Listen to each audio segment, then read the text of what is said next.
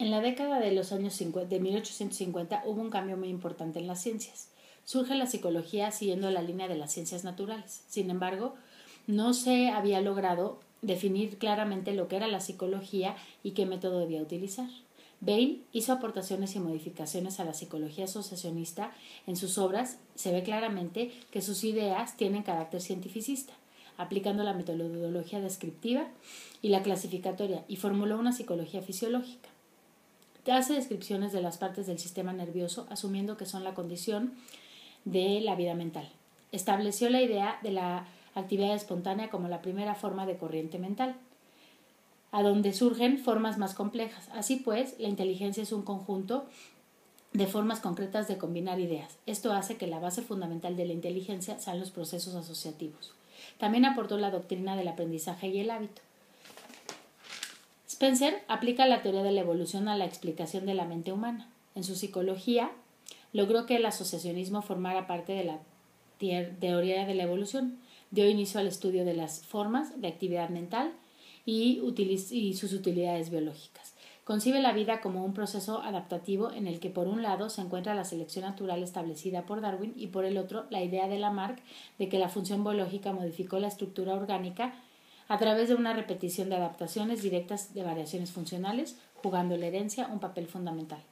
Otros intelectuales, principalmente en Inglaterra, desarrollaron ideas sobre las implicaciones psicológicas de la teoría de la evolución. Pero la mayor aportación de la teoría de la evolución a la psicología está en haberla orientado hacia el neopositivismo y en cuanto al método de investigación que descarta la introspección como método básico. También ayuda a adoptar una concepción biológica de la conciencia. La psicología evolucionista impone una concepción relacional del psiquismo que concibe a la conciencia como parte integral del organismo concreto, como un factor biológico que trabaja junto con el cuerpo en la solución de problemas y la adaptación al medio. Se desarrollaron entonces muchas propuestas e ideas. Con la idea de que los individuos varían en sus dimensiones físicas y psíquicas, nace una psicología diferencial a la que se aportan instrumentos de medida. Se incorpora la perspectiva genética y evolutiva al tratamiento de los procesos psicológicos. Se busca demostrar la continuidad psíquica animal-hombre. Surge la necesidad de una psicología del aprendizaje por la idea del aprendizaje de las conductas adaptativas necesarias para sobrevivir. Nace también una psicología de la herencia por el papel fundamental que ésta tiene en el proceso evolutivo. Se desarrolló también la aplicación de conocimientos y técnicas a la mejora individual y social. Con el surgimiento de la nueva psicología, nace de la necesidad de afrontar las cuestiones psicológicas desde una perspectiva fisiológica experimental. Se buscaba crear una psicología fisiológica que pudiera integrar una concepción única del material neurológico de laboratorio y la problemática de la psicología empírica asociacionista. Müller fue el primero que exploró la posibilidad de utilizar la fisiología científica del sistema nervioso para estudiar la ciencia humana. Más tarde, Lotze establece una psicología mecanicista opuesta a la idea de fuerza vital. Le dio a la psicología científica las bases como psicología fisiológica. La siguiente aportación vino por parte de Wundt, con sus elementos de psicología fisiológica. Durante la década de los años 50 y 60 se pone énfasis en la percepción de las discusiones del innatismo en contra del empirismo. Helmholtz tenía una concepción unitaria fisicista de la naturaleza. Descubrió y aplicó la ley de la conservación de la energía. Aplicó esta ley a los problemas fisiológicos y psicológicos. De esta forma, entra al mundo de las ciencias naturales la psicofisiología de la percepción visual y auditiva. Desarrolla una teoría de tipo empirista con la idea de las inferencias inconscientes, que tienen su origen en la repetición y el hábito, que ocurren mediante procesos inconscientes de la asociación de ideas. Todos estos autores, aunque no logran demasiados avances, sí han dejado claro que si se aplican los métodos científicos a los problemas psicológicos, la idea de una ciencia natural es posible. Después, Sachnov logró demostrar experimentalmente la acción inhibidora del cerebro sobre la actividad refleja de la médula espinal, conjuntando el determinismo y el mecanicismo con una visión más dinámica. Formula una teoría de la evolución de las funciones psíquicas que se basa en la idea de que las leyes de la acción refleja se debían aplicar también al cerebro. En su libro Los reflejos del cerebro afirma que el cerebro también trabaja en forma refleja. Trabajó siempre bajo la idea de que solo la fisiología puede descubrir las leyes científicas de los fenómenos psíquicos. Su propuesta se rige por unos principios básicos de naturalismo, objetivismo, evolucionismo, reflexología y fisiologismo. Establece también que el cerebro también tiene mecanismos secundarios que pueden modificar el curso de los movimientos. Ramón y Cajal, con su teoría de la neurona, le da a los psicofísicos la posibilidad de transformar las asociaciones de ideas de la psicología subjetivista en conexiones de centros nerviosos, lo que lleva a una psicología objetiva. Así pues, la psicología naturalista surge de la aplicación de métodos experimentales de la fisiología. Fechner intentó demostrar la identidad de lo psíquico y lo físico, lo que lo llevó a establecer que la conciencia constituye la verdadera y única realidad. Y los demás objetivos y procesos físicos o fisiológicos son solo ficciones de ella, pero la fuerza del argumento dependía de su comprobación científica.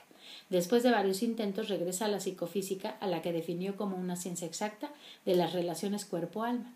Debe enfocar esta relación desde la perspectiva de la dependencia de la mente respecto al cuerpo, ya que solo lo físico puede ser medido de forma directa.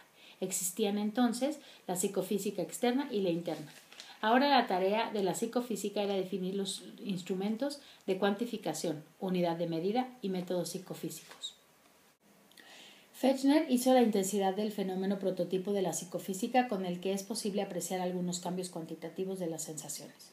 Como no era posible establecerlo en términos de cantidad porque no se disponía de una unidad de medida, se comenzó a hablar de la mínima diferencia perceptible como una medida adecuada. Fechner distinguía entre su sensibilidad absoluta y diferencial, cosa que llevó al ámbito del estímulo. Estableció, pues, que la psicofísica debía utilizar procedimientos estadísticos y propuso varios métodos psicofísicos. Utilizando estos métodos, en muchos casos formuló entonces la ley general exacta capaz de expresar la relación de cualquier estímulo con cualquier sensación y estableciendo una serie de datos formuló la ley general de la psicofísica. Apoyando en la ley de Weber y otro principio matemático, estableció que la sensación aumenta como el valor del logaritmo de la excitación, esto es, conforme la intensidad de la sensación aumenta en proporción aritmética, la intensidad de la excitación aumenta en proporción geométrica. De esta forma, Fechner tenía su tan anhelada ecuación matemática sobre las relaciones entre lo mental y lo físico. Esto trajo, a pesar de las muchas críticas, una revolución metodológica del estudio científico de los fenómenos mentales. Es así como la psicofísica ayudó a que la conciencia entrara en el laboratorio por la vía de la experiencia sensorial. Entonces se empieza a ver con más claridad a la psicología como ciencia, aunque no carente de limitaciones y puntos débiles. Explicación fisiológica de la diferenciación de los fenómenos psíquicos, nervios sensoriales y nervios motores. Galeno en el siglo II se da cuenta gracias a un accidente que hay dos tipos de nervios, unos sensoriales y otros motores, y para probarlo realiza ciertos experimentos. Aún así, su teoría es olvidada por un tiempo. Muchos siglos después, en 1811, Charles Bell da a conocer su teoría de la diferenciación de nervios sensoriales y motores. En 1822, Magendin llega a la misma conclusión, pero los demuestra experimentalmente. Con sus descubrimientos permite presentar la vida mental como una relación estímulo-respuesta, con lo que abre la puerta al estudio del acto reflejo. Respecto a la doctrina de las energías de los nervios, Müller completa la teoría de Bell, en donde una misma energía provoca diferente tipo de sensación según el nervio que active. Lo que Müller no tenía claro era la causa de dicha especialización, ya que podía estar en los nervios o en el cerebro.